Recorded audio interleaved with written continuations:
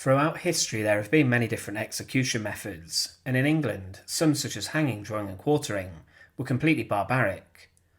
But there have been a few that have sent chills down the spine of history students who have learned about them, including boiling alive, when Henry VIII boiled a cook in front of a large crowd in Tudor England for allegedly poisoning a bishop.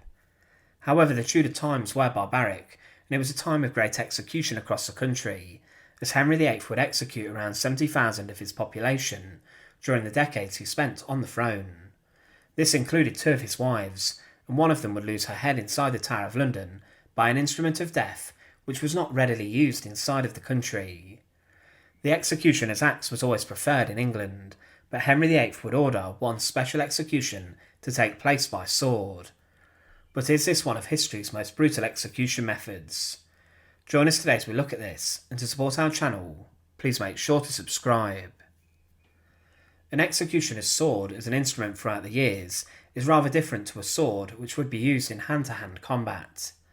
These swords were usually intended for two-handed use, to allow an executioner with both hands to get a quick and sharp swing of it.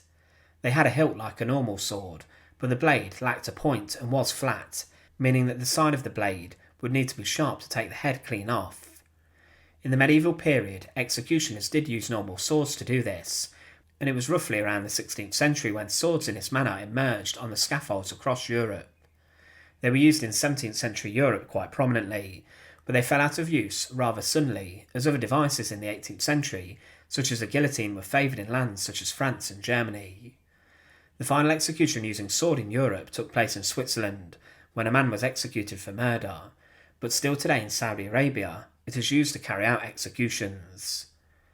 The executioner's sword would be a weapon which was special to them, and they would need to get familiar with its weight and size to be able to perform executions in a swift manner. The blades were often decorated with different symbolic designs, and after their use on the scaffold was done, they were often used as swords of justice and as items stored inside of country houses and castles.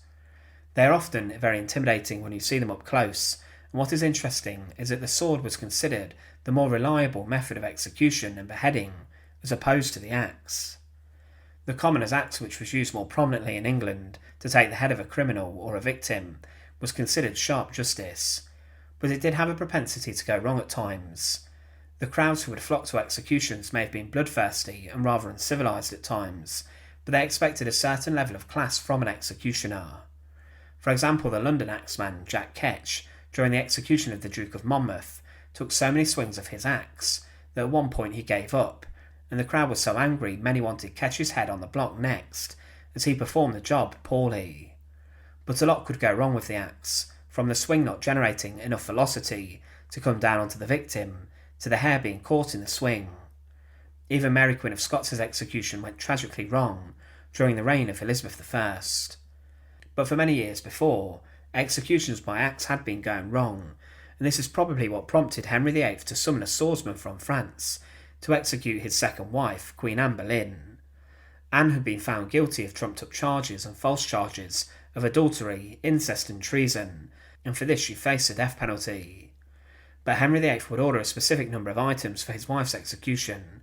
He did not want a queen to die in the same way as a commoner, so he ordered very expensive black velvet fabric to cover the scaffold, which was erected inside the Tower of London. But he also paid a man from Calais in France to do the job, known as the swordsman of Calais. This man, it's believed, was very skilled, and Anne Boleyn herself had heard the reputation of the man who would take her head from her shoulders. But the executioner had never taken the head of someone so prominent, and he usually dealt with thieves and murderers, but here he was executing an English queen. The swordsman of Calais arrived from France and lodged inside the Tower of London until the day came to take Anne Boleyn's head. As Anne made her way to the scaffold, a few hundred witnesses watched her, as she was accompanied by her ladies-in-waiting.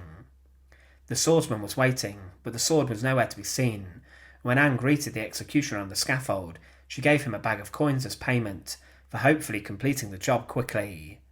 But as Anne knelt down, a blindfold was placed over her eyes, and the swordsman took off his shoes so he could not be heard on the scaffold. The executioner's assistant made a noise to distract Anne, and she looked one way, and from the other the executioner emerged with his huge sword and swung it quickly, and in one swift strike, Anne Boleyn, the Queen of England, was dead. Execution by sword was considered much more reliable than the axe, but as mentioned, it never really took off across England.